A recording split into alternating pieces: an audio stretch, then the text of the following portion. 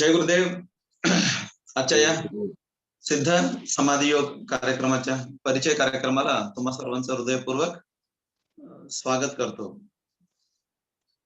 बऱ्याच वेळा योग हा शब्द आपण ऐकलेला आहोत, नाही?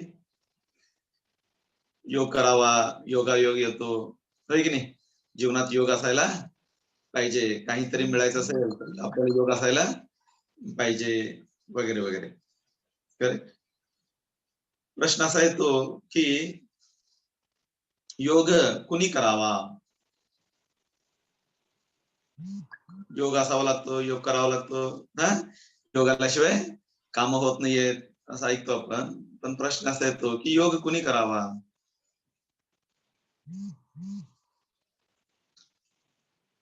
काय वाटतं तुम्हाला, योग कुणी करावा?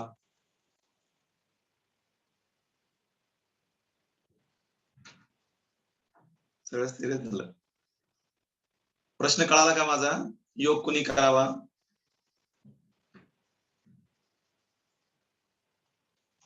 अच्छा, योग कुणी करावा हे कळत नाहीये, तर आपण योगाची सुरुवात कुठून झाली हे बघूया मग, होय की नाही?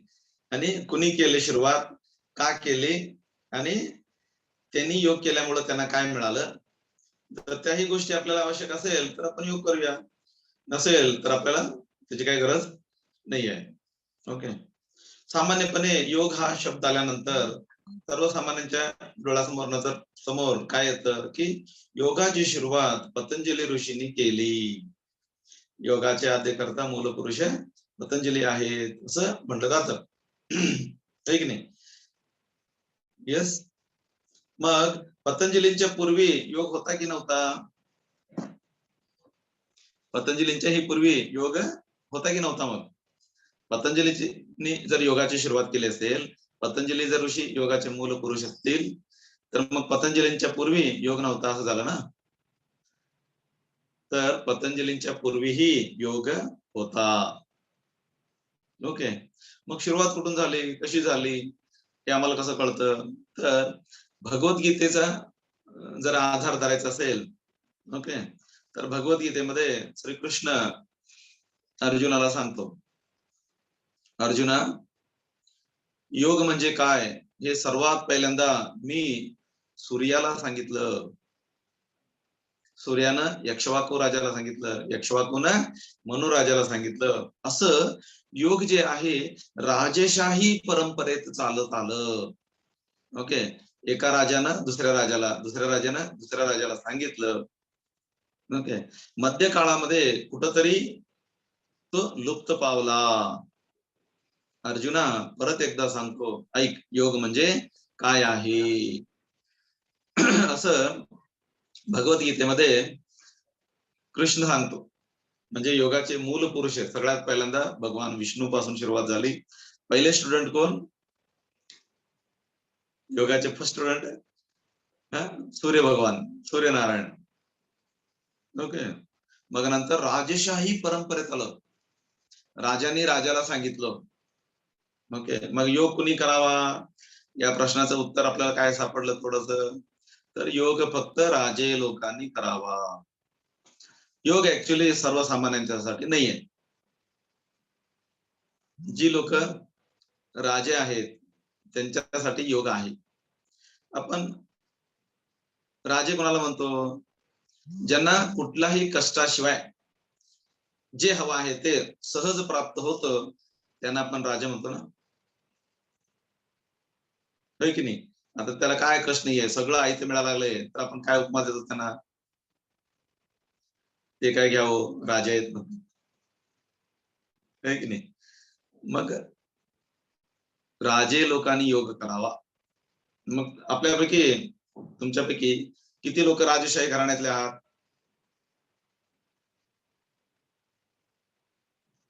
सिरियस झालं सर, तुम्ही राजशाही घराण्यातलं कोण नाहीये, म्हणजे तुमच्यासाठी योग आहे की नाहीये? मग आपण सगळे राजशाही घराण्यातले नाही आहोत, म्हणजे आपल्यासाठी योग आहे की नाहीये? हा. सो दोन आहेत. एक, राजे लोकांनी योग करावा, किंवा ज्यांना कोणाला राजासारखं जगायचं आहे त्यांनी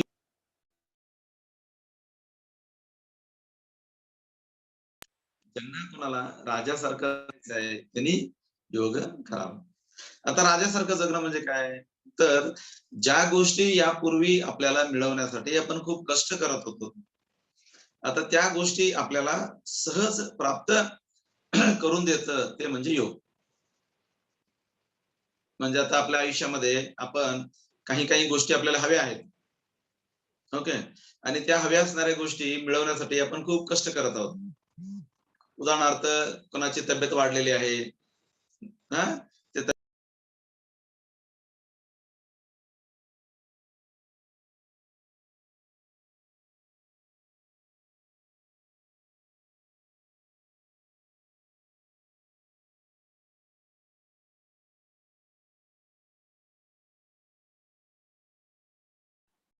एक कॉल आला असेल गुरुजींना, थांबूया. ओमला जरा पाठवू घ्या, शंकर गुरुजी आला बस स्टँडला.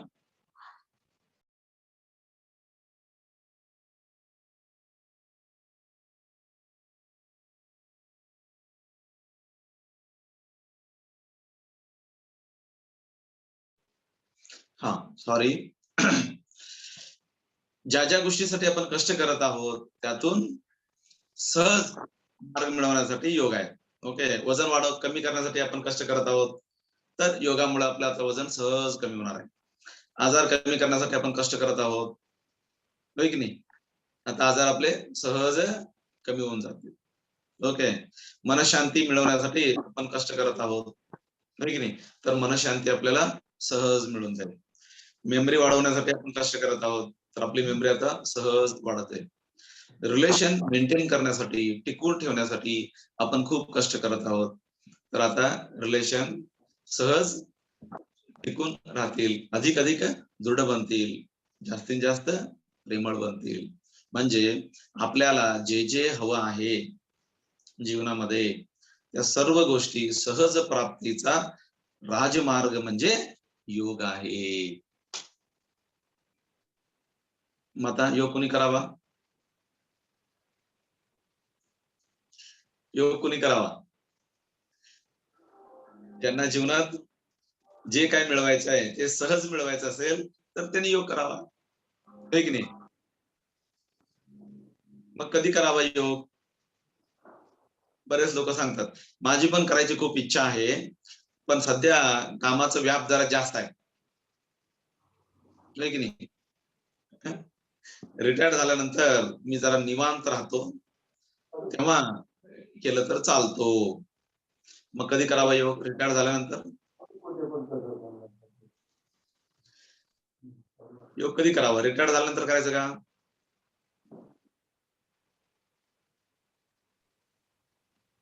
माझा आवाज येतो का व्यवस्थित ऐकू?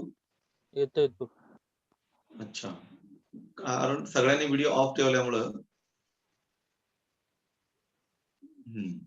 अच्छा, योग कधी करावा मग? योग पहाटे करावा. बिझी असणार तेव्हा करायचं की रिटायर्ड झाल्यानंतर करायचं? कोणत्या वयात केलं तरी चालतं. हा, कुठल्याही वयात केला तरी चालतो, होय की नाही आहे, याला अर्थ काय नाही आहे. पण शिकण्याची प्रत्येकाची पद्धत वेगवेगळी असते. लहान मुलांना सांगायचं पद्धत वेगळी असते, मोठ्यांना सांगायची पद्धत वेगळी असते, होय की नाही. येस. हा, तो 13 वर्षाच्या वरील लोकांना आपण मोजतो. ओके, 13 ते खाली 8 ते 13 वयाच्या मुलांना आपण वेगळ्या पद्धतीने शिकवतो. जन्मल्यापासून 8 वर्षाच्या मुलांना वेगळ्या पद्धतीने शिकवतो. करता येतो, फक्त पद्धत काय असते बदललेली असते, एवढंच. ओके, पतंजली मुनींना आपण योगाचे मूल पुरुष का मानलं, तर पतंजली ऋषींनी योगाला सूत्रबद्ध केलं, सिस्टमॅटाइज केलं, सगळं लिखित रूपामध्ये लिहून ठेवलं. पूर्वी कसा होता, हेड टू हेड होता, त्यांनी तसं जगले आणि त्यांनी सांगितलं की असं जगलं तर जीवन सोपं होतं, त्याचं ऐकून त्यांनी जगले, त्यांनी त्याचं ऐकून त्यांनी जगले, म्हणजे हेड टू हेड होता पूर्वी. पतंजलींनी त्याला लिखित रूपामध्ये करून ठेवलं. पतंजलींनी जे लिहिलं योगाच्या बद्दलची माहिती त्याला पण पतंजली योगसूत्र असं म्हणतो. एकूण पतंजली योगसूत्र आहेत. ओके, फॉर्म्युला, सूत्र म्हणजे फॉर्म्युला. एकूण पतंजलींनी योगामध्ये 196 फॉर्म्युला लिहिले. 196 फॉर्म्युलाज आहेत पतंजली योगसूत्र. ते पण 196 सूत्र 4 भागामध्ये विभाजित केलेत. ओके, समाधीपाद, साधनापाद, विभूतीपाद आणि कैवल्यपाद. समाधीपाद म्हणजे काय, तर आधी आपल्याला समाधी अवस्थेत जायचं कसं हे आत्मसात करणं, समाधीची अवस्था काय, हा समाधीबद्दलचं सगळं ज्ञान आहे. ओके, त्याच्यानंतर समाधी शिकलं तर बास होत नाहीये. शिकून काय करायला पाहिजे, साधना केली पाहिजे, म्हणजे प्रॅक्टिस केलं पाहिजे, होय की नाही. मग विभूतीपादामध्ये काय होतं, तर चमत्कार घडायला लागतात. ओके, मिरॅकल्स म्हणते की नाही आपण, ते घडायला लागतात. आणि चौथा आहे कैवल्यपाद, ज्याला आपण मोक्ष म्हणतो. असं एकूण काय झालेलं आहे, 4 भागामध्ये विभाजित केलेलं आहे. एक एक सूत्र इतके अगाध आहेत, इतके विशाल आहेत, इतके अद्भुत आहेत की एकेका सूत्रावरती जर पूर्ण मास्टरी मिळवायचं असेल तर एक जन्म पुरणार नाहीये. म्हणजे पूर्ण योग आत्मसात करायला किती जन्म लागणार आहेत?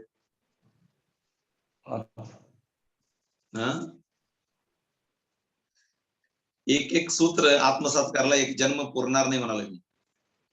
म्हणजे एकूण योग आत्मसात करायला किती जन्म लागणार आहेत? कमीत कमी 196 जन्म लागतील आपल्याला, पूर्ण तेच अभ्यास करत बसलं तर. म्हणजे इतकं अगाध आहेत, इतकं विशाल आहेत. आणि तेव्हा जे पतंजलींनी सांगितलं त्याच्यावरती, त्यांनी सांगितलेल्या सूत्रावरतीच रिसर्च चालू आहे. ओके, आणि प्रत्येक वेळी प्रत्येकांना वेगवेगळ्या प्रकारचं अनुभव, रिझल्ट येत आहे.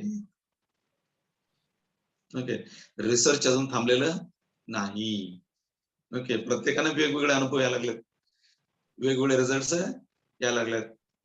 ओके, व्यक्तीनुसार, स्थळानुसार, वेळेनुसार, काळानुसार म्हणते की नाही, वेगवेगळे रिझल्ट यायला लागलेत. म्हणजे इतकं अगाध आहे योग. या 196 सूत्रापैकी एक सूत्र आज आपण थोडस बघूया. त्याचं नाव आहे अष्टांग योग. योग मध्ये जीवन जगणं म्हणजे काय, एक योगी कोणाला म्हणायचं, योग सहित जीवन आणि योग रहित जीवन यातला फरक काय आहे हे जर समजून घ्यायचं असेल तर आपल्याला अष्टांग योग कळायला पाहिजे. अष्ट म्हणजे 8, अंग म्हणजे भाग. 8 गोष्टी जेव्हा आपण एकत्रित आचरणात आणतो, प्रॅक्टिस मध्ये आणतो, त्याला योग म्हटलं जात. मग 8 गोष्टी कुठल्या कुठल्या आहेत? 8 गोष्टी असायला पाहिजे. योगामध्ये मी जीवन जगत आहे किंवा ती व्यक्ती योगी आहे असं कसं म्हणायचं, तर ती 8 गोष्टींचा सराव करते, प्रॅक्टिस करते. ओके, जी व्यक्ती करते प्रॅक्टिस ती योगी, आणि काय करते ते योग आहे. मग 8 गोष्टी कुठल्या कुठल्या आहेत, तर मोजण्यासाठी आपण कुठूनही मोजायला सुरुवात केलं तरी चालतो. आता एक अष्टकोनी खांब आहे, खांब आहे अष्टकोनी, यातलं पहिलं कोण कुठलं, शेवटचं कोण कुठलं?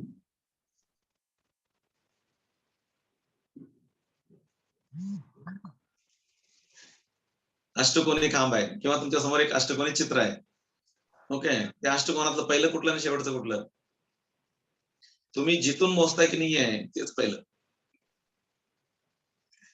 करेक्ट आहे ना? हो.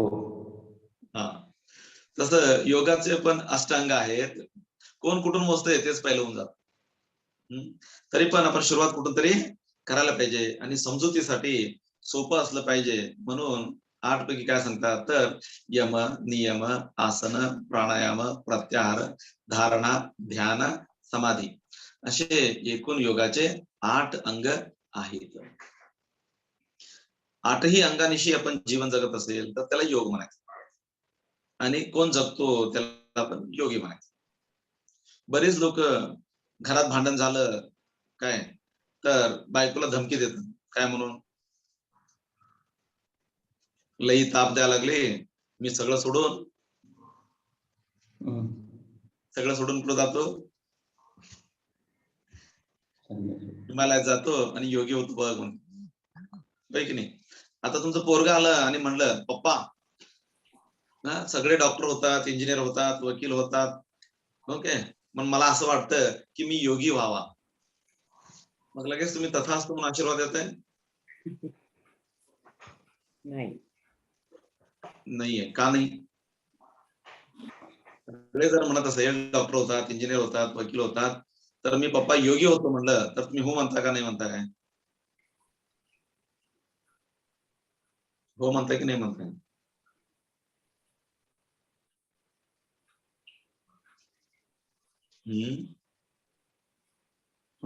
तुमचं पोरग जर मी योगी होतो पप्पा म्हणलं की हो म्हणताय की नाही म्हणताय? का? कारण कॉन्सेप्ट आपल्या डोक्यात चुकीचं भरलेलं आहे. योगी होणं म्हणजे सगळं सोडून जाणं नव्हे. ओके, योगी होणं म्हणजे मोठी जबाबदारी स्वीकारणं. ओके, छोट्या कुटुंबापेक्षा मोठं कुटुंब निर्माण करणं. येस. त्यामुळं जितके योगी महात्मा आहेत तुम्ही त्यांचं जर जीवन बघितलं ना तर ते छोट्या कुटुंबात नाही आहेत, ते मोठ्या कुटुंबात आहेत. ते शाळा चालवतात, ते अनाथ आश्रम चालवतात, हो की नाही? Correct or not? Good. So योगात जीवन जगायचं म्हणजे 8 गोष्टींचं प्रॅक्टिस होणं गरजेचं. पण या 8ही गोष्टी पण इतक्या विशाल आहेत, अगाध आहेत. कोण कोण काय काय प्रॅक्टिस करतो 8 पैकी एक तो म्हणतोय की हेच योग आहे. आता परिपूर्ण जेवण म्हणजे काय? हेल्दी फूड, हेल्दी मील्स म्हणजे काय? तर आपण म्हणतो की नाही जेवणामध्ये या सगळ्या गोष्टी असायला पाहिजेत. भात असले पाहिजे, भाकरी असलं पाहिजे, लोणचं पाहिजे, पापड पाहिजे, चटण्या पाहिजे, कोशिंबीर पाहिजे. हे सगळं असेल तर काय जेवण आहे असं म्हणतो. नुसतं भात खाल्लं तर पोट भरते की नाही हो? नुसतं भात खाल्लं तर पोट नाही भरत? भरतो की. नुसतं चपाती खाल्लं तर पोट भरत नाही? भरतो की. येस. नुसती कोशिंबीर खाल्ली तर पोट भरत नाही? भरते की. पण जी लोक ते एकच करतात ते म्हणतात की हेच जेवण आहे. आंध्रामध्ये गेलं तर ते काय म्हणतात भात खाणं म्हणजे जेवण हो. होय की नाही? सकाळी नाश्त्याला पण भात पाहिजे, दुपारी जेवणात पण भात पाहिजे, रात्री झोपताना पण भात पाहिजे. होय की नाही? जेवताना सुद्धा भात, सुरुवातचा घास भाताचा पाहिजे, शेवटचा घास पण भाताचाच पाहिजे. Correct or not? तुम्ही आंध्रात गेला तर काय नुसतं भात खाणं म्हणजे भाकरी पण आपल्याला लागते बाबा. Correct or not? एक एक खाल्लं तरी पोट भरतो, पण एक एक खाणं म्हणजे जेवण नव्हतं. सगळ्या गोष्टी असणं म्हणजे आपण जेवण म्हणतो. तसं एक एक अंगांचं प्रॅक्टिस केलं तरी योग म्हणतो. पण 8ही अंगांचं प्रॅक्टिस करणं म्हणजे परिपूर्ण योग. मग 8 अंग कुठले आहेत तुम्हाला सांगितलं. यम, नियम, आसन, प्राणायाम, प्रत्याहार, धारणा, ध्यान, समाधी. आता ह्या 8ही गोष्टी आपल्याला जीवनात गरजेच्या आहेत का? हे आपण आज चेक करू. ओके. आणि याचा उपयोग आपण आपल्या जीवनामध्ये कसं करू शकतो ते आपण पाहूया. पहिला आहे यम. यमामध्ये परत आणि 5 अंग आहेत. सत्य, अहिंसा, स्थेय, परिग्रह, ईश्वर प्रणिधान वगैरे. सत्य, सत्याचा वापर केला, जीवनामध्ये सत्य बोललं, सत्यानिशी जीवन जगलं तर आपलं जीवन सोपं होतं. खोटं बोललं तर आपल्याला स्ट्रेस वाढतो, खोटं बोललं तर आपल्याला बीपी वाढते, खोटं बोललं की तणाव वाढतो. मग तणावमुक्त जीवन जगायचं असेल, स्ट्रेस फ्री लाईफ जगायचं असेल तर काय केलं पाहिजे? सत्य बोललं पाहिजे. आता बीपी कोणाची वाढते? लहानांची की मोठ्यांची? स्ट्रेस कोणाला येतो? लहानांना की मोठ्यांना? मोठ्यानं. हा, सगळ्या मोठ्यांना येत नाही. जे खोटं बोलतात त्यांना येत. होय की नाही? करेक्ट ना? मग तणाव रहित जीवन पाहिजे असेल तर काय वापरलं पाहिजे जीवनामध्ये? सत्य बोललं पाहिजे, सत्याचं आचरण केलं पाहिजे. होय की नाही? ह्याच्यामध्ये अजून डीप मध्ये जाता येते, पण एवढं लक्षात घ्या, त्याचं जीवन सोपं होतं जो सत्यातून जीवन जगतो. त्याच्या जीवनामध्ये स्ट्रेस वाढत जातो जो खोटं बोलतो. तुम्हाला हा अनुभव झालाय का नाही आहे? हा अनुभव झालाय की नाही झालाय?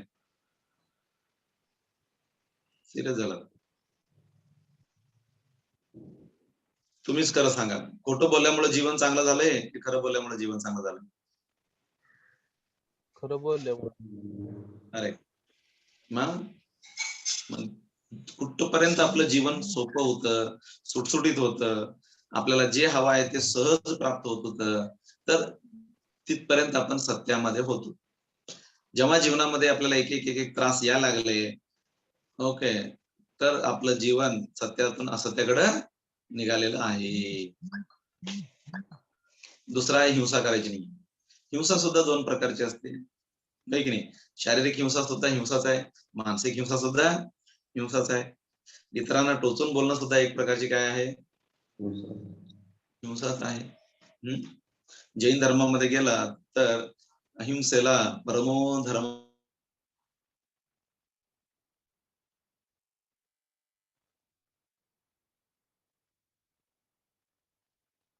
मानलं गेलंय. सर्व धर्माला हाकलून लावलं. कुठले कुठले? गांधीजींच्याकडे शस्त्र होतं दोनच, एक ढाल आणि एक तलवार. काय होतं ढाल तलवार? सत्य आणि अहिंसा. साम्राज्याला हाकलून लावलं. हा, सत्य आणि अहिंसेमध्ये किती मोठी ताकद आहे. येस. तिसरं आहे, ओके, चोरी न करणं. चोरी म्हणजे काय आपण म्हणतो? तर दुसऱ्याची वस्तू न सांगता घेणं, त्याला आपण चोरी म्हणतो ना, हो की नाही? हा, आता शिवानी आहेत, शिवानी चोरी केलाय की नाही कधी?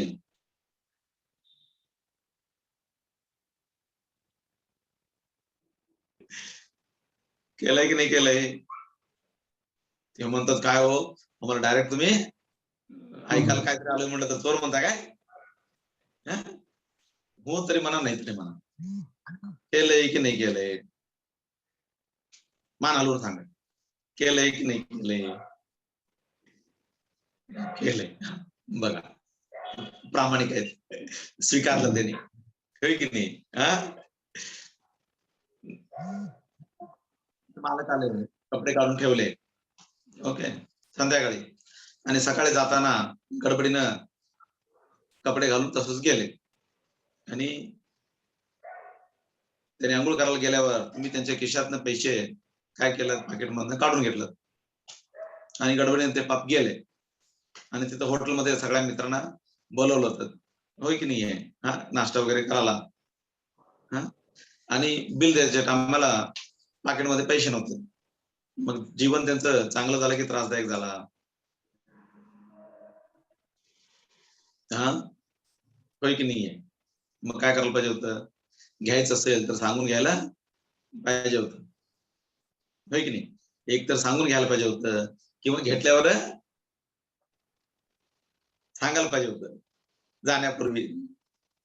Correct or not? होय की नाहीये? हा, म्हणजे घरातले जरी असेल पैसे तरी पण सांगून घ्यायला पाहिजे ना.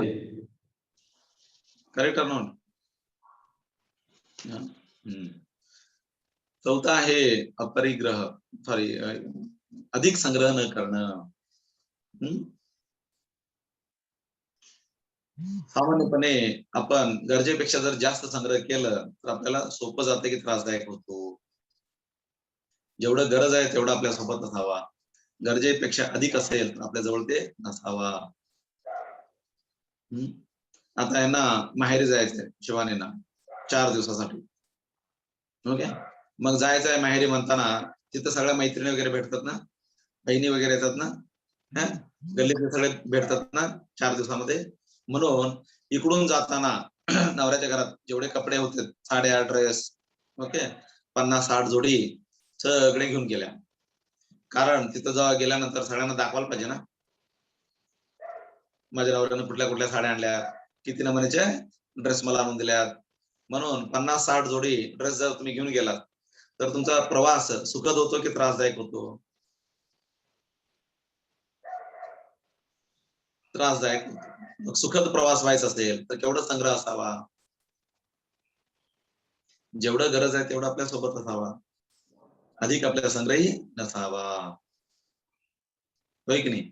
भावाभावांची वाटणी झाली आणि भावाने ठरवलं बहीण पण आमची काय आहे तेवढीच हकदार आहे आमच्या एवढी. आमच्या बहिणीला सुद्धा वाटणीमध्ये पैसे आले पाहिजेत. होय की नाही? मग वाटणी करताना घर जमीन वगैरे भावाभावाने वाटून घेतलं आणि जे रोकडा कॅश होता, सोनं होतं, ते बहिणीला दिलं. 25 लाख रुपये, 50 तोळं सोनं दिलं शिवानीजीनं. ते सासरी घेऊन आल्या. आता यांच्या लक्षात आलं हे 25 लाख रुपये, 50 तोळं सोनं कुणाचं आहे? नवऱ्याकडचं आहे का सासऱ्याकडचं आहे? सॉरी, माहेरकडचं आहे. माहेरकडून आलंय ना. मग त्यांचे मालक म्हणतात काय, पैसे आण इकडं, चांगलं नेऊन गुंतवतो कुठतरी, बँकेत नेऊन सोनं लॉकर मध्ये ठेवूया.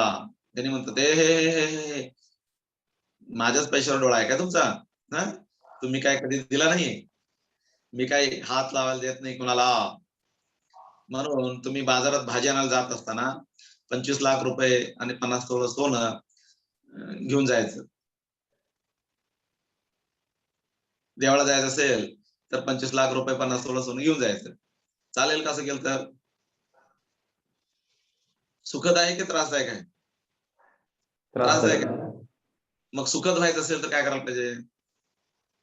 जेवढं आवश्यक आहे संग्रही ठेवावा. होय की नाही? बाजारात जाताना 50-100 रुपये भाजी आणायला लागतात, तेवढंच ठेवायचं. होय की नाही? एक्स्ट्रा आहे ते बँकेत नेऊन ठेवायचा किंवा कुठेतरी गुंतवणूक करायची. पण आपल्यासोबत केवढा असावा? जेवढं गरज आहे तेवढं आपल्यासोबत असावा, अधिक काय नसावा, संग्रही नसावा. मी शेतकरी आहे, मी धान्य पिकवलंय, माझ्या कष्टाने मी धान्य पिकवलंय, होय की नाहीये? त्यामुळे कोणाला एक दाना सुद्धा देणार नाही मी, सगळं माझ्या संग्रही असू दे.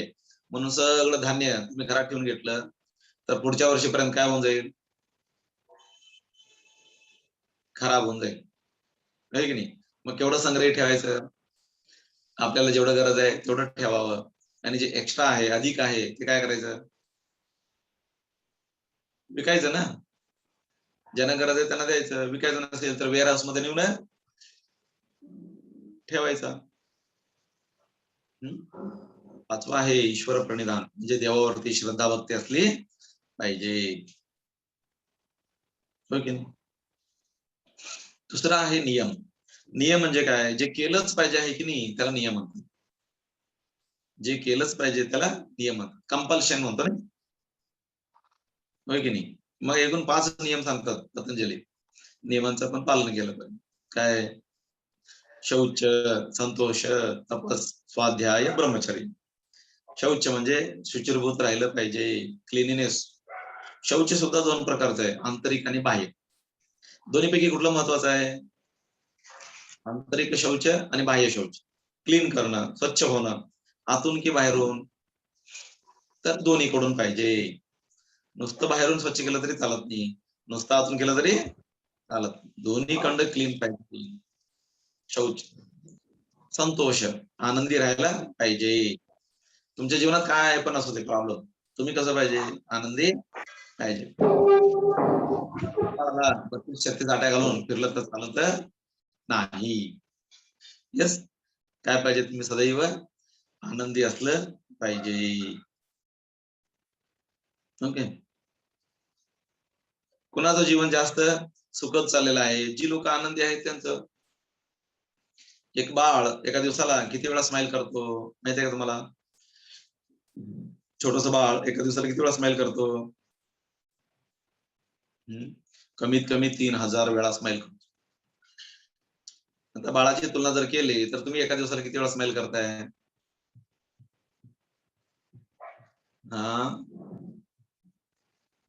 होय की नाही? बघा झालं तर बाळ झोपेत सुद्धा कसं दिसतं तुम्हाला? स्माइल पोज मध्ये असतं. करेक्ट? म्हणजे कसं आहे बाळ? तर कारणाशिवाय आनंदी आहे. आपण कधी आनंदी राहतो? काहीतरी कारण घडलं तर, होय की नाही? आणि तेव्हा पण आनंदी राहत नाही आहोत. करेक्ट? त्यामुळं त्यांचे संकल्प लवकर लवकर पूर्ण होतात, जे हमेशा आनंदी राहतात. त्यांना जे हवं आहे ते सहज प्राप्त होतो, जे हमेशा आनंदी राहतात. मग कसं आनंदी राहायचंय? हे नियम आहे. नियम आहे. काय? कसं आनंदी राहायचंय? कारणाशिवाय. तुमच्या आनंदाला कुठल्याही कारणाची गरज नसावी. जर तुम्ही आनंदी राहण्यासाठी काहीतरी कारण शोधत आहात, ओके, तर तुमचं जीवन अजून काय आहे? त्रासमध्ये अडकलेलं आहे. जेव्हा तुम्ही कारणाशिवाय आनंदी राहू लागता, तेव्हा तुमच्या जीवनामध्ये जे काय तुमचे संकल्प असतील लवकरात लवकर काय व्हायला लागतील? पूर्ण व्हायला लागतील. म्हणून लहान बाळाला काय हवं आहे ते कधी पण इन्स्टंट मिळतो. Correct or not? आपल्याला हवा असेल तर इन्स्टंट मिळतो का? नाही मिळत.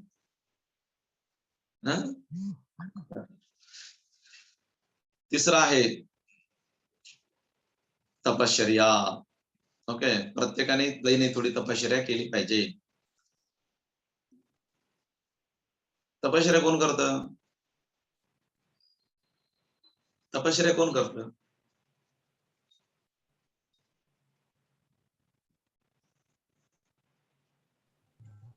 साधू महाराज. हे बघा, तपश्चर्या कोण करतं म्हणलं की लगेच आपल्या डोळ्यासमोर लक्ष येतं पिक्चर. कोण? तपश्चर्या साधू महाराज करतात, संन्यासी करतात, योगी करतात. ते आपल्यासाठी नाही आहे. ओके, तपश्चर्याचा आपण चुकीचा अर्थ लावलाय. ओके, सही अर्थ काय आहे? तर एखादं ध्येय ठरवायचा आणि त्या ध्येय प्राप्तीसाठी जे आवश्यक आहे ते करत जायचं, त्यालाच तपश्चर्या म्हणतात. जसं तपश्चर्याचा अर्थ घेताना आपण म्हणतो की नाही, भगीरथानं तपश्चर्या केली.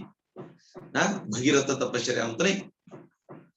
तप कसा असावा? भगीरथासारखा असावा असं पण म्हणतो. येस. मग भगीरथानं काय तपश्चर्या केली? कशासाठी केली? पहिल्यांदा त्यानं ध्येय ठरवला. काय? गंगा भूमीवरती आली पाहिजे, होय की नाही? आणि गंगा भूमीवरती येण्यासाठी जे जे आवश्यक आहे त्यानं ते केलं. डोळे बंद करून बसायची गरज आहे. डोळे बंद करून बसलं, एका पायावर उभं राहायची गरज आहे. एका पायावर उभं राहिलं, उपवास राहायची गरज आहे. उपवास राहिलं. जे जे आवश्यक आहे ते केलं. काय प्राप्तीसाठी? ध्येय प्राप्तीसाठी. त्यालाच आपण तपश्चर्या म्हणतो. मग फक्त ध्येय साधू योगी मुनींच्या जीवनात असतो, बाकीच्यांना कोणाला जीवनामध्ये ध्येय नाही आहे? आहे की नाही आहे? तुमचं जीवनामध्ये काय ध्येय आहे की नाही आहे? तुमचं जीवन जर वरवरच्या स्तरावरती जायचं असेल, उच्च उच्च स्तरावरती जायचं असेल, तर तुम्ही सुद्धा तपश्चर्या केली पाहिजे. म्हणजे काय करायचंय? एखादं ध्येय ठरवायचा आणि त्या ध्येय प्राप्तीसाठी जे आवश्यक आहे ते करत राहायचं. आता कोणी टीचर आहे, होय की नाही? त्यांची काय तपश्चर्या आहे? काय तपश्चर्या नाही? सकाळी ड्युटीला जाणे, ड्युटी संपून घरी येणं, हेच काय? हे रुटीन लाईफ झाला. एक ध्येय ठरवायला पाहिजे. काय? माझ्या वर्गातली मुलं यंदा सगळी राज्यात नंबरात आली पाहिजे. काय ठरलं? ध्येय ठरला. माझ्या वर्गातली मुलं राज्यात नंबरात आली पाहिजे, ध्येय ठरला. मग ध्येय ठरला आणि घरी जेवण करून झोपलं तर होईल का? हो, नाही आहे. मग त्या ध्येय पूर्तीसाठी करायला पाहिजे ना. जे आवश्यक आहे ते करायला पाहिजे, की नाही? हा, अभ्यासक्रम घ्यायचा आहे, अभ्यासक्रम घ्यावा लागेल. खेळीमेळीतून घ्यायचा आहे, खेळीमेळीतून घ्यावं लागेल. प्रयोगात्मक घ्यायला पाहिजे तर प्रयोगात्मक घ्यायला पाहिजे. एक्स्ट्रा क्लास घ्यायला पाहिजे तर एक्स्ट्रा क्लास घ्यायला पाहिजे. जे जे आवश्यक आहे ते ते केलं पाहिजे आणि जे जे आवश्यक आहे ते ते करता तीच तपश्चर्या.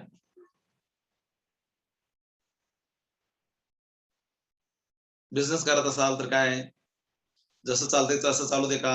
नाहीये. तिथं पण ध्येय असतो ना, काय म्हणून माझं 1 करोड रुपयाचं टर्नओव्हर आहे, नेक्स्ट इयर काय पाहिजे 2 करोड तरी टर्नओव्हर व्हायला पाहिजे. ध्येय ठरला नेक्स्ट इयरचं माझं 2 करोडचं टर्नओव्हर आहे. म्हणून घरात जेवण करून झोपलं तर होईल का 2 करोडचं टर्नओव्हर? नाहीये. त्यानं बघायला पाहिजे ना 2 करोडचं टर्नओव्हर होण्यासाठी काय काय करावं लागेल. त्या सगळ्या गोष्टी करायला पाहिजे आणि जे काय करतो तेच तपश्चर्या. मग आता सांगा कुणाच्या जीवनामध्ये तपश्चर्या असते?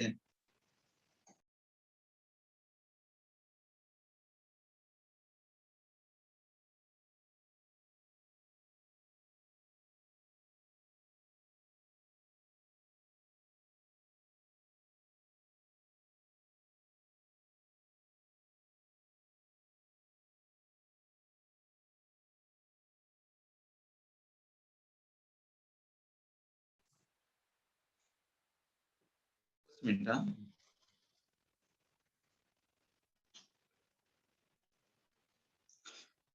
एकच मिनिट.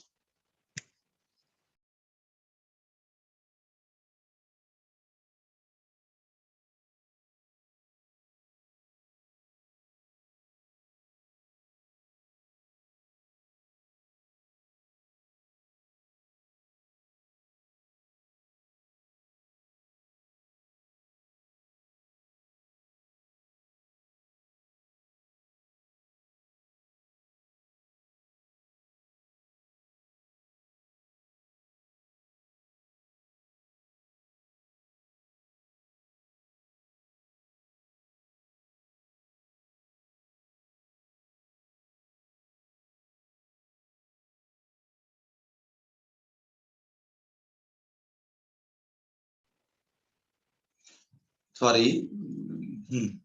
ध्येय प्राप्ती कुणाकुणाच्या जीवनात असते ध्येय प्राप्ती?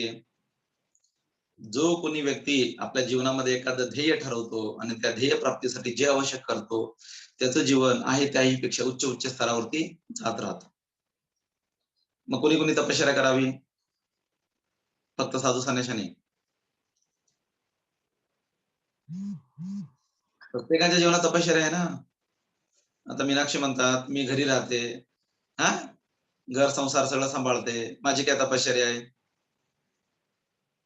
हा, घर संसार सांभाळायचा असेल तर तुमची तपश्चर्या आहे की नाहीये? नाहीये तपश्चर्या?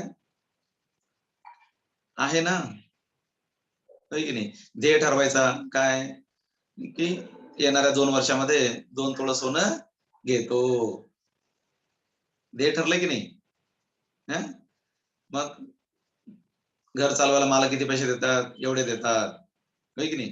आता 2 तोळं सोनं यायचं असेल तर बजेटमध्ये काय व्हायला पाहिजे? जरा वाढ करून द्यायला पाहिजे म्हणून विचारायला पाहिजे. खर्च जरा कमी करायला पाहिजे, होय की नाही? अननेसेसरी खर्च कुठं कुठं होतात ते टाळायला पाहिजे. माहेरीकडे गेलं, हा, आई बहीण भाऊ वगैरे साडी देतो म्हणलं की काय म्हणायचं? साडी काय देऊ नका, हा, बदल्यात काय करा?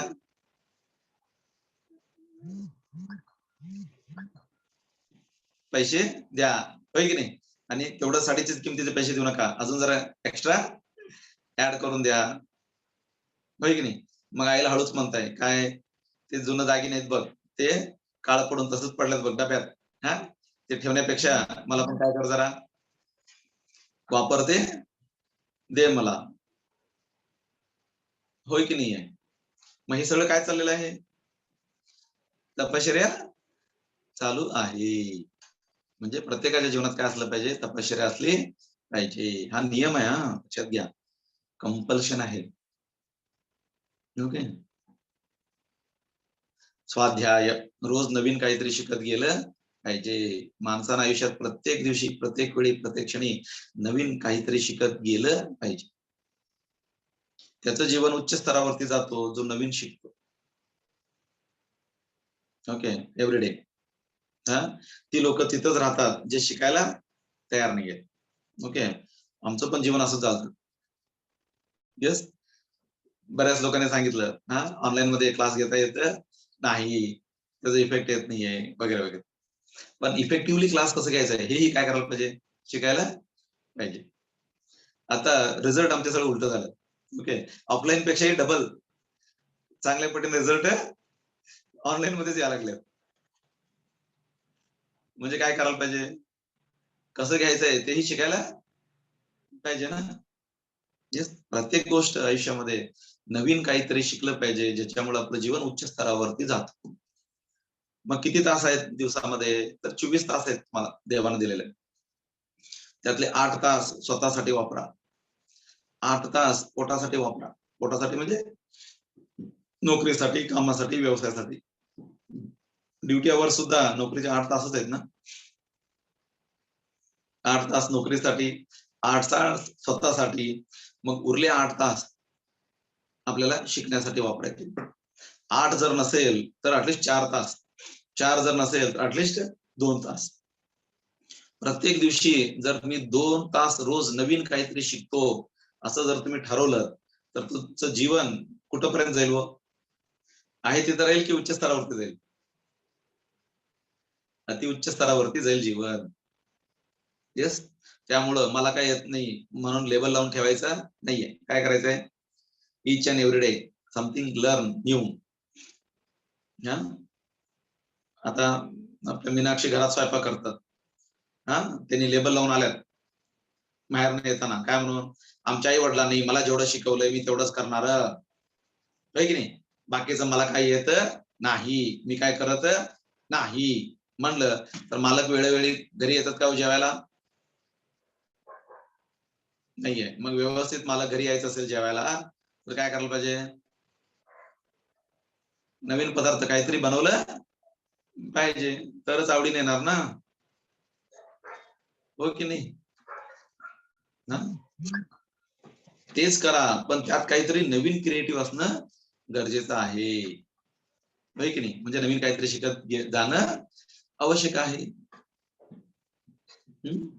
मग शिकण्यासाठी कुठलं वय योग्य आहे? जोपर्यंत तुम्ही शिकत आहात तोपर्यंत तुम्ही जिवंत आहात म्हणूया. शिकायचं संपलं की जीवन संपलं.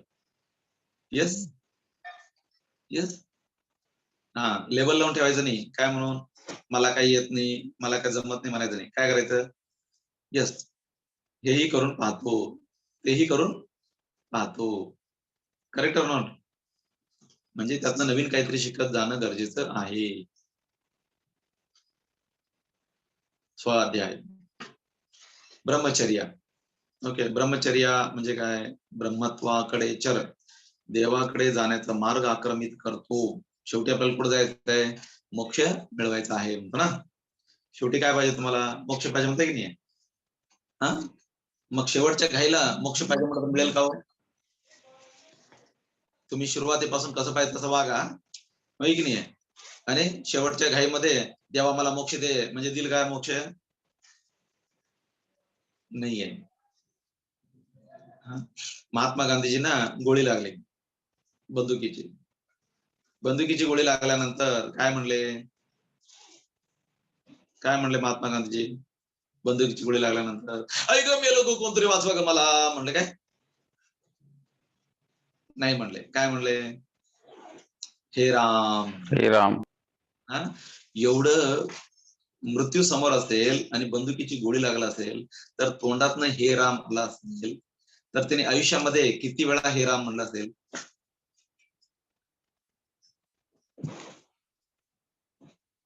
आयुष्यामध्ये जिवंत असताना सदैव हे राम त्याच्या तोंडात होतं, म्हणून शेवटच्या क्षणी काय आलं, हे राम आला. Correct or not? त्याने आयुष्यामध्ये कधी हे राम म्हणलंच नाहीये, आणि लास्ट वेळी गोळी मारताना हे राम म्हणलं तर गोळी लागली हे राम म्हणले असते का? नाहीये. बऱ्याच लोकांच्या डोक्यात काय असतो की मोक्ष मिळवण्यासाठी आपण सगळं झाल्यानंतर करायचं असतं, शेवटी नाहीये. जीवन जगत असताना प्रत्येक क्षणी काय पाहिजे, मोक्षाच्या मार्गी जाण्यासाठी जे आवश्यक आहे ते केलं पाहिजे, होय की नाही. आणि तो करतो तो ब्रह्मचारी, ज्या मार्गाने जातो तो ब्रह्मचर्या, आणि तिथं जाऊन पोचतो ते मोक्ष. हे सगळे नियम आहे. तिसरा आहे आसन. आसन या शब्दाचा अर्थ आहे दोन गोष्टींना आसन म्हणतो. जागेला आसन म्हणतो किंवा शरीराच्या स्थितीला आसन म्हणतो. मांडी घालून बसलं की सुखासन, उजवा पाय डाव्या मांडीवर, डावा पाय उजव्या मांडीवर ठेवलं की पद्मासन, खाली डोकं वर पाय केलं की शीर्षासन, पडून राहिलं की शवासन. असं आपण आपल्या शरीराला वेगवेगळ्या स्थितीमध्ये ठेवू शकतो. किती असे आसन आहेत एकूण? ओके, जेवढे जीव जंतू आहेत प्रकृतीमध्ये तेवढी आसनं आहेत. म्हणजे एकूण जीव जंतूंची संख्या किती? 84 लक्ष म्हणतात ना, होय की नाही. एकूण 84 जीव जंतू आहेत लक्ष. तर तेवढी आसनं आहेत, 84 लक्ष आसनं आहेत. वृक्षासन, मर्कटासन, मार्जलासन, सर्पासन, नौकासन, वृचिकासन, मकरासन, मत्स्यासन, कुर्मासन, जेवढे जीवजंतू आहेत तेवढे आसन. म्हणजे आसनांची संख्या एकूण 84 लक्ष. त्यातले अति महत्वाचे निवडून काढायचे असेल तर 84,000. त्यातले पण अति महत्वाचे निवडून काढायचे असेल तर 84, आणि त्यातल्या त्यात पण अति महत्वाचे निवडून काढायचं असेल तर 32. माणसाला कमीत कमी 32 आसनांचा तरी सराव करता आला पाहिजे. काय होतो सरावामुळे? तर शरीराची लवचिकता टिकून राहते. स्पायनल कॉर्ड म्हणतो ना आपण, पाठीचा मणका, ज्याचा जितका जास्त लवचिक तितका व्यक्तित्व हेल्दी. पाठीचा मणका जितका स्टिफ, कठीण, ओके, तेवढा व्यक्ती अनहेल्दी, होय की नाही. तुमचा पाठीचा मणका जर आकडला तर तुमची कामं कशी असतात? जर अशी 36 सरकली मणक्यांची तर कामं कशी असतात? व्यवस्थित चालतात का बिघडत जातात? आसनामध्ये काय आहे तर मणक्यांची लवचिकता टिकून राहते. आणि बरीच लोक आसन म्हणजे काय समजतात, तर शारीरिक लवचिकतेलाच आसन समजतात. आसनामध्ये 3 गोष्टींचं मिलन असतं. ओके, त्याला म्हणलं जातं माइंड, बॉडी अँड सोल. शरीर, मन आणि आत्म्याचं जिथं मिलन होतो ते म्हणजे आसन.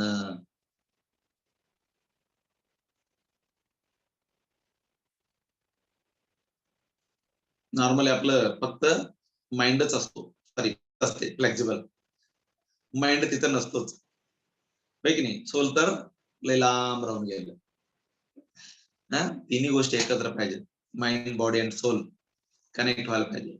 ओके, ते कनेक्ट होऊस पर्यंत आपण प्रॅक्टिस करायचं. Mind, body and soul connect होऊस पर्यंत आपण प्रॅक्टिस करायचं. एकदाच प्रॅक्टिस केलं तर येतं का हो? रोज थोडं थोडं प्रॅक्टिस करायला पाहिजे ना. आणि माझं प्रॅक्टिस झालंय म्हणून सोडून दिलं तर चालतंय का? नाहीये, करत करत राहायला पाहिजे. बरेच लोक सांगतात मी पण काय केला, 1 महिना योगा क्लास करून सोडला. योगाचा क्लास करून सोडला. योगाचा क्लास करून सोडायचं असतं का? करून सोडायचा नसतो, करून करत राहायचं असतं. ओके.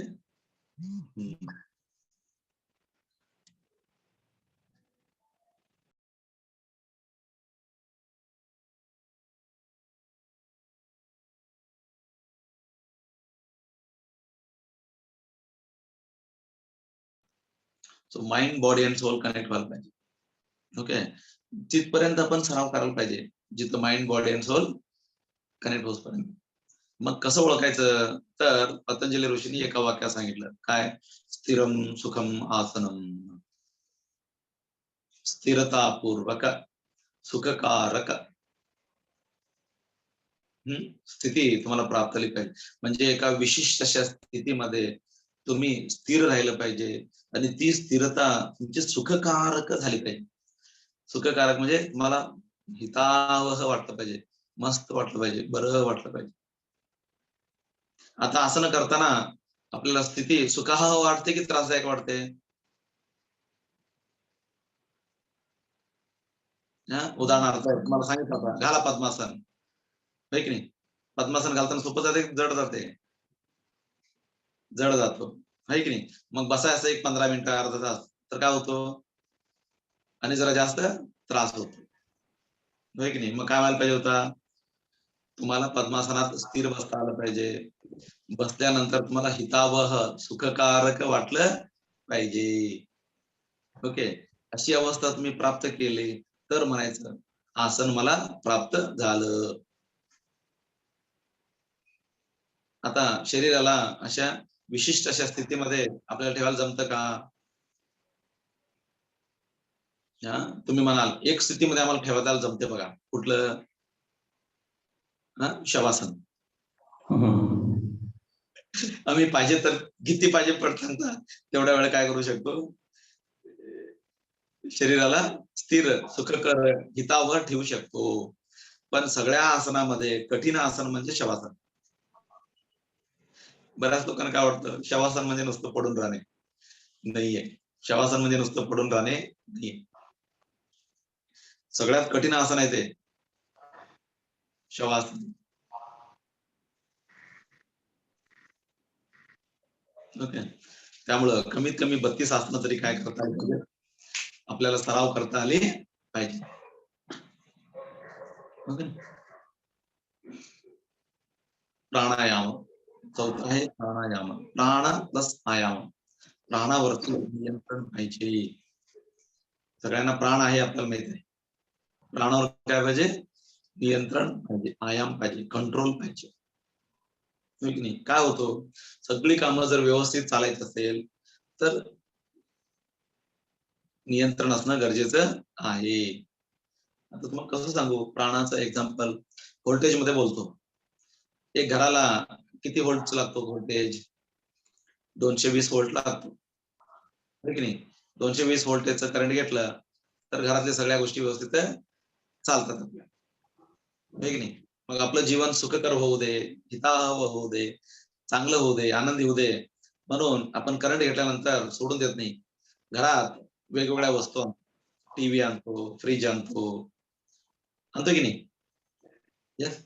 आता टीव्ही देत असताना, फ्रीज देत असताना कंपनीवाले काय करतात, एक्स्ट्रा एक डबा देतात. काय नाव आहे त्याचं? स्टेबलायझर म्हणतात, होय की नाही? आता करंटचं व्होल्टेज कमी आला, डिम झालं व्होल्टेज, तर काय होतं? टीव्ही पिक्चर दिसत नाही. येस. व्होल्टेज जास्त झाला तर टीव्ही जळून जाते. मग आपली टीव्ही व्यवस्थित टिकायचं असेल तर आपल्याला एक्स्ट्रा काय लागतो? स्टेबलायझर लागतो. कमी व्होल्टेज असेल तर ते वाढवून देतं, जास्त असेल तर ते कंट्रोल करून ठेवतं. मग सांगा, 50,000 रुपये देऊन टीव्ही घेणं महत्वाचं आहे? 50,000 रुपये देऊन टीव्ही घेणं महत्वाचं आहे की 2,000 रुपये देऊन एक्स्ट्रा स्टेबलायझर ठेवणं महत्वाचं आहे? बऱ्याच लोकांना वाटतो काय, 2,000 स्टेबलायझरचं इन्व्हेस्टमेंट कशाला, पैसे फुकट घालायचे, नसेल तर पण टीव्ही मध्ये पिक्चर दिसतोच ना.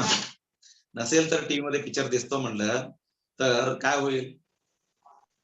2,000 वाचवण्याच्या नादामध्ये किती जातील? 50,000 जातील, होय की नाही? नसेल तर सारखं सारखं रिपेअर येईल. असं व्हायला नको म्हणलं तर काय पाहिजे? असं व्हायला नको म्हणजे काय पाहिजे? एडिशनल स्टॅबिलायझर असणं गरजेचं आहे, ज्याच्यामुळं आपली टीव्ही जास्त दिवस टिकून राहते, जास्त दिवस चांगली राहते, जास्त दिवस राहते टीव्ही. मग जसं तुम्ही विचार करता 50,000 ची टीव्ही आणली तर स्टेबलायझर असणं गरजेचं आहे, तर हे सुद्धा एक मशीनच आहे ना. मग ही मशीन व्यवस्थित चालायचं असेल, जास्त दिवस चालायचं असेल, ओके, तर कशाची गरज आहे? स्टेबलायझरची गरज आहे. स्टेबलायझर म्हणजे आता आपण तुमच्या भाषेत बोलायचं असेल तर ऑक्सिजन. ऑक्सिजनचा रेशो जर कमी झाला तर काय होतो? 95-100 असायला पाहिजे ऑक्सिजन, होय की नाही?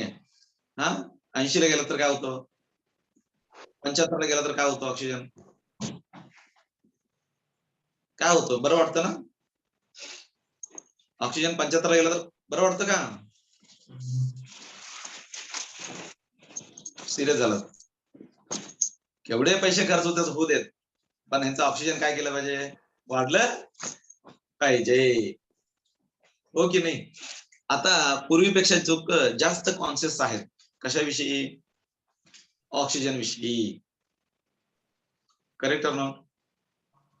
कोरोनानं सगळ्यांना सांगून दिला काय? तुमचं जर ऑक्सिजन लेवल तुम्ही मेंटेन केला तर तुम्ही जगाल व्यवस्थित. तुमचं जर ऑक्सिजन लेवल मेंटेन नाही केला तर राम नाम सत्य आहे. मग काय गरजेचं आहे? ऑक्सिजन लेवल मेंटेन करणं गरजेचं आहे. Correct or not?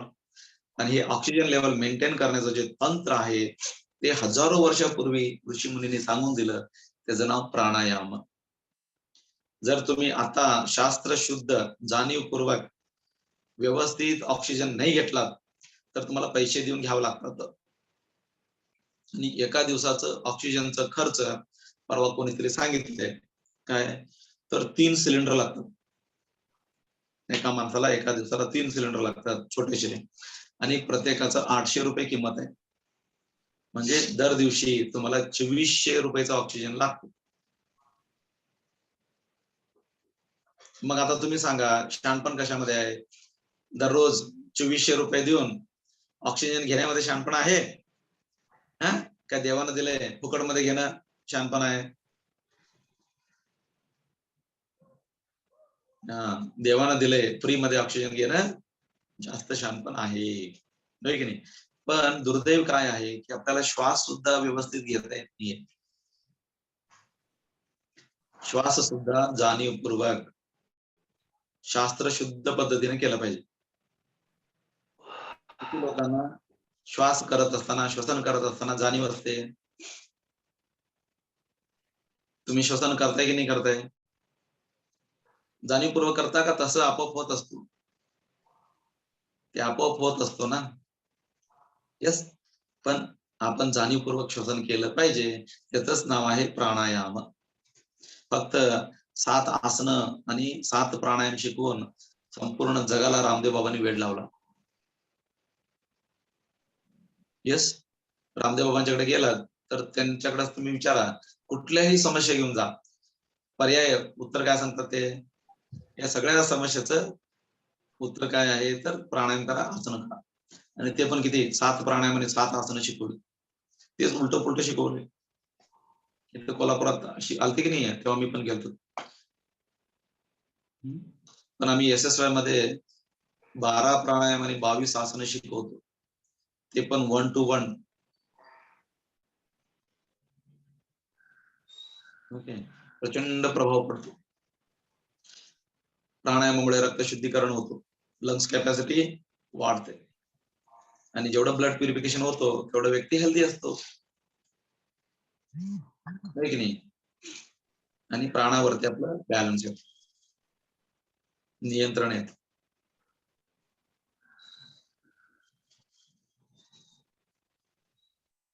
प्रत्याहार 5वं. सगळ्यांना आहार माहिती आहे, पण पतंजली सांगतात प्रत्याहाराचं पालन केलं पाहिजे.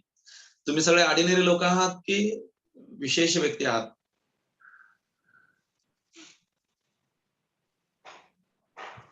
सगळे सिरियस झालं. तुम्ही लोक सगळे ऑर्डिनरी आहात की विशेष आहात? हा, ऍटलिस्ट म्हणून तरी घ्या, आहे की नाही? तुम्ही जर विशेष व्यक्ती असाल तर तुमचा आहार सुद्धा विशेषच असायला पाहिजे ना. ऑर्डिनरी लोक खातात ते जर तुम्ही खाल्लात तर तुम्ही पण ऑर्डिनरी झालात. तुम्ही काय खाल्लं पाहिजे? विशेष आहार खाल्लं पाहिजे, आहे की नाही? मोजकं सिलेक्टेड आहार घेतलं पाहिजे. मिळेल ते खातात. ओके, ते दरिद्री लोक असतात. दरिद्री लोक काय करतात, जे मिळेल ते खातात. ओके, विशेष लोक जे आवश्यक आहे तेच खातात, जे गरजेचं आहे तेच खातात. Yes, correct or not? Correct or not? हा, मग आपलं आरोग्य चांगलं राहण्यासाठी, आपलं जीवन चांगलं राहण्यासाठी मिळेल ते सगळं खायचं नाही. ओके, फुकट दिलंय म्हणून खायचं, हा, शिळ होते म्हणून खायचं, दुसऱ्याने आग्रह केला म्हणून खायचं, आवडते म्हणून खायचं, असं नाही करायचं. ओके, जे विशेष आहे, स्पेशल आहे, आरोग्याला गरजेचं आहे तेच आहार घ्यायचं. जे विशेष नाही आहे, जे गरजेचं नाही आहे ते घ्यायचं नाही. ओके, आहाराची जी गरज आहे ती शरीराला नाहीये. हा, आहाराची गरज शरीराला नाहीये. आहार जर तुम्ही जास्त दिलं तर शरीर आपला आकार वाढवतो. आहार जर तुम्ही कमी दिलात तर शरीर आकार कमी करतो. मग गरज कोणाला आहे, तर आपल्या इंद्रियांना आहाराची गरज आहे. डोळ्याचा आहार दृश्य आहे, कानाचा शब्द आहे, जिभेचं चव आहे, नाकाचं गंध आहे, त्वचेचा स्पर्श आहे. ओके, डोळा दिलाय देवानं म्हणून काय वाटेल ते बघायचं नाही. जे गरजेचं आहे ते बघायचं, जे गरजेचं नाही आहे ते बघायचं नाहीये. कान दिले देवानं म्हणून काय वाटेल ते ऐकायचं नाही. जे गरजेचं आहे ते ऐकायचं, जे गरजेचं नाही आहे ते ऐकायचं नाहीये. जीभ मागते म्हणून काय वाटेल ते खायचं नाही. जे गरजेचं आहे ते खायचं, जे नाही गरजेचं आहे ते टाळायचं.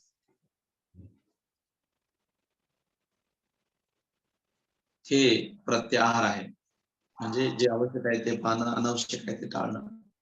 आता जर तुम्ही सर्वे केलात तुमच्या स्वतःच्या जीवनाचा, तर जे अनावश्यक आहे ते जास्त करतो, जे आवश्यक आहे ते कमी करतो. तुम्हाला इंटरेस्ट कशामध्ये आहे तर बघितलं तर अनावश्यक मध्ये जास्त इंटरेस्ट असतो.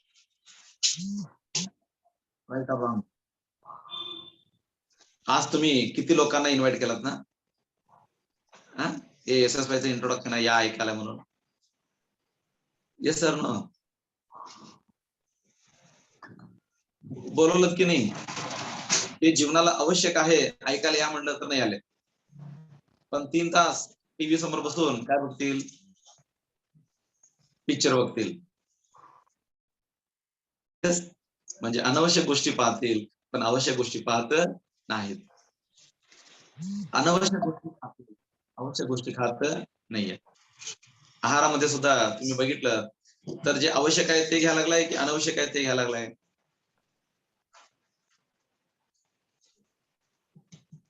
सवय लागली आपल्याला काय, अनावश्यक गोष्टींमध्ये जास्त वेळ खर्च करायचा. आवश्यक गोष्टीमध्ये आपला खर्च वेळ कमी कर. आता काय करायचंय? वेळ म्हणा, एनर्जी म्हणा, पैसा म्हणा, खर्च करायचा कुठं आवश्यक आहे तिथं. याला म्हणतात प्रत्याहार. लहान मुलांचं जीवन इतकं का आरामसे चाललेलं आहे? एखादं बाळ शी सू केलं, ओके, तर त्याला कोण रागवतं का? नाही रागवत ना. जाऊन ते जिथं आहे तिथं जाऊन धुवून पुसून क्लीन करून सोडतात. Correct or not? आणि मोठ्यानं जर केलं तर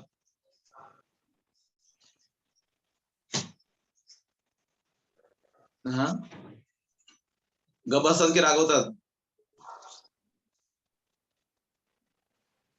रागवतात की नाही? कारण बाळाचं जीवन इतकं सुखद का आहे, इतकं आरामसे का आहे, तर बाळचं जीवनामध्ये आई वडील त्याच्याकडनं प्रत्याहार करून घेतात. म्हणजे जे आवश्यक आहे तेच त्याला बघू देतात, अनावश्यक असेल तर बघू देत नाहीयेत. आता तुम्ही दोघं नवरा बायको भांडणार आहात, काय दीपक सर, तुम्ही दोघं नवरा बायको भांडणार आहात, तर मग तुमच्या घरातल्या मुलांना बोलवता का रे, या रे इकडं, ए या रे इकडं, आम्ही दोघं नवरा बायको भांडा लागलोय. संसारामध्ये नवरा बायको कसं भांडतात, एकदा काय करा, डेमो पहा. नंतर तुम्ही पण लग्न केल्यानंतर भांडायचं असेल तर असं भांडा. म्हणून समोर घेऊन भांडता का?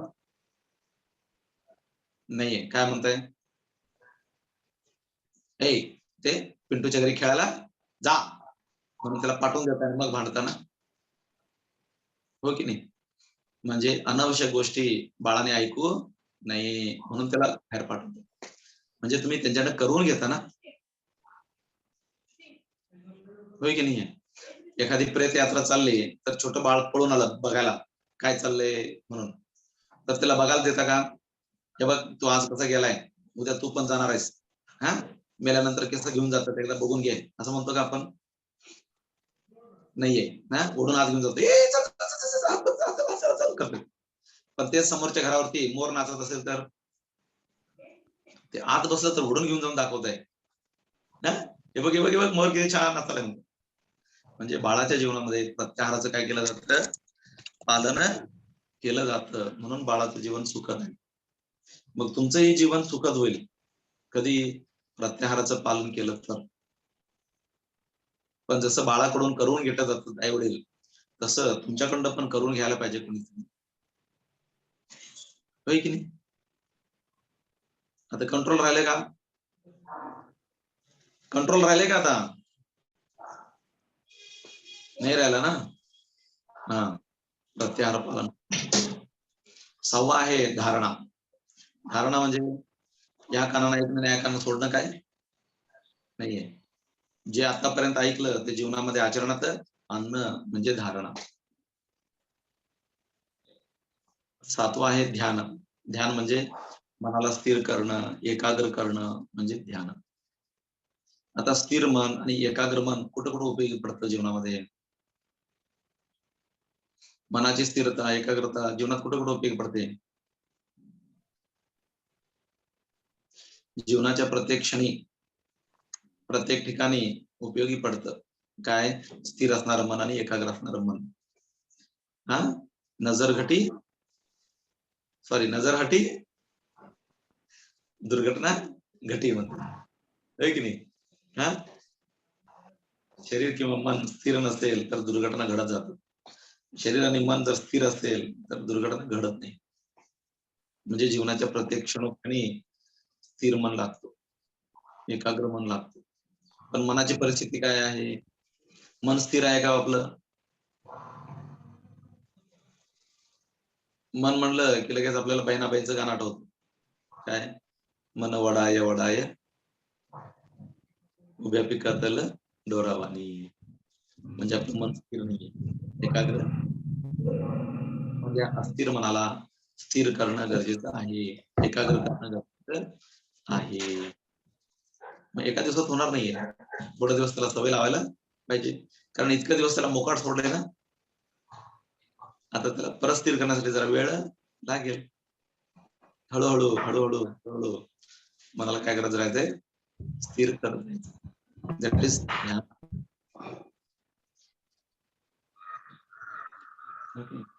आणि 8वा आहे समाधी. समाधी म्हणजे समत्वामध्ये जीवन जगणं, बॅलन्स. जीवन आपलं तेव्हा सुखद असतो जेव्हा सगळं बॅलन्स होतं. तुम्हाला आजार कधी येतात? जास्त खाल्लं तरी आजार येतात, नाही खाल्लं तरी आजार येतात, है की नाही? आहे म्हणून जास्त खायचं नाही आणि न खाता राहायचं नाही. बॅलन्स पाहिजे. काम जास्त करायचं नाही, न करता राहायचं नाही. जास्त झोपायचं नाही, न झोपता राहायचं नाही. येस, म्हणजे काय पाहिजे? प्रत्येक गोष्टीमध्ये बॅलन्स पाहिजे. आणि प्रत्येक गोष्टीमध्ये बॅलन्स राखण्याची जी कला आहे ती समाधी आहे. शरीरामध्ये वात पित्त कफ काय पाहिजे? समतोल. बॅलन्स पाहिजे ना. जास्त झाला तरी त्रास होतो, कमी झाला तरी त्रास होतो. बॅलन्स पाहिजे. आणि प्रत्येक गोष्टीमध्ये बॅलन्स राखण्याची जी कला आहे तीच समाधी आहे. आता सांगा, या 8 पैकी कुठलं नसेल तर जीवनात चालतो? आता 8 सांगितलंय, यम, नियम, आसन, प्राणायाम, प्रत्याहार, धारण, ध्यान, समाधी. या 8 पैकी जीवनामध्ये कुठलं नसेल तर चालतो? 8च्या 8 गोष्टी जीवनामध्ये गरजेच्या आहेत, ठीक नाही? मी स्वतःला खूप भाग्यवान समजतो. का? तर या 8ही गोष्टी शिकायच्या असेल मला, तर मला वेगवेगळ्या 8 गुरुकडे जावं लागत होतं, है की नाही? आता काही गुरु आहेत, गुरुविना कोण दाखविलं वाट म्हणतात ना. गुरु काय करतो? तर जीवनातला मार्ग सोपा करतो, है की नाही? म्हणून गुरु लागतो आपल्याला. ओके. मग 8 वेगवेगळे गुरु लागायचे मला. कारण यमनियम सांगतात, ते आसन प्राणायाम नाही शिकवत. आसन प्राणायाम शिकवतात, ते आहार नाही सांगत. ध्यान शिकवतात, ते यम नियम नाही सांगत. Correct or not? भाग्यवान का म्हणतो? तर मला 8ही गोष्टी एकाच छताखाली एकाच गुरुकडून शिकायला मिळाल्या.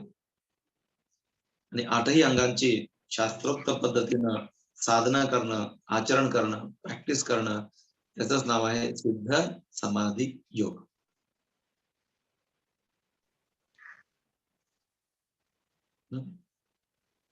आपण 13 दिवस 3 टप्प्यातला प्रोग्राम आहे हा. पहिला टप्पा 13 दिवस रोज 3 तास. दुसरा टप्पा 4 दिवस निवासी. तिसरा टप्पा 7 दिवस निवासी. ओके. यातला आपण पहिला टप्पा आता पार करूया. 13 दिवसाचा रोज 3 तास. ओके.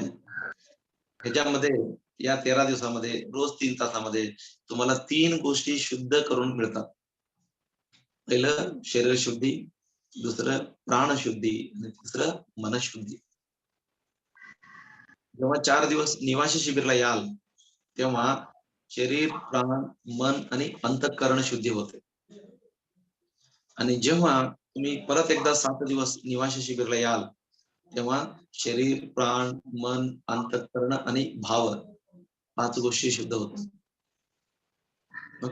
काल आपण पंचकोश शुद्धी ऐकली की नाही? स्वतः माझ्याकडे ऐकले की नाही? अन्नमय कोश, प्राणमय कोश, मनोमय कोश, विज्ञानमय कोश आणि आनंदमय कोश. समजलं की नाही? या जेव्हा 5ही कोशाची पूर्ण शुद्धी होते, तेव्हा तुम्हाला संकल्प सिद्धी प्राप्त होते. तुम्ही एखाद्या गोष्टीचा संकल्प केला, ते घडायला लागते. तुमच्या जीवनामध्ये अशक्य गोष्टी सहज घडत जायला लागतात. ओके. तुम्ही आनंददायी जीवन जगायला लागाल विनाकारण. मग यातला आपण पहिला टप्पा ऑनलाईन मध्ये घेत आहोत. 13 दिवस रोज 3 तास. ओके. त्याच्यामध्ये आहार कुठला घ्यायचा आहे, आरोग्य कसं ठेवायचं आहे, प्राणायाम कसे करायचे, मेडिटेशन आपण कसं मनाला स्थिर करत जायचं आहे, या सगळ्या गोष्टी आत्मसात करू. करत असताना तुम्ही एक एकटे करू नका, शक्यतो जोडी जोडीने करा. जोडी जोडीने केला तर तुम्हाला अधिक बेनिफिट मिळतो. आणि साधनेला मला कुणाची तरी सपोर्टची गरज असते. तसं एक सपोर्ट सुद्धा तुमच्या घरच्यांकडून मिळतो. बाकीचं जे लॉजिस्टिक आहे आपल्याला श्वेतामा सांगतील. श्वेतामांच्याकडे आपण ऐकू. श्वेतामा.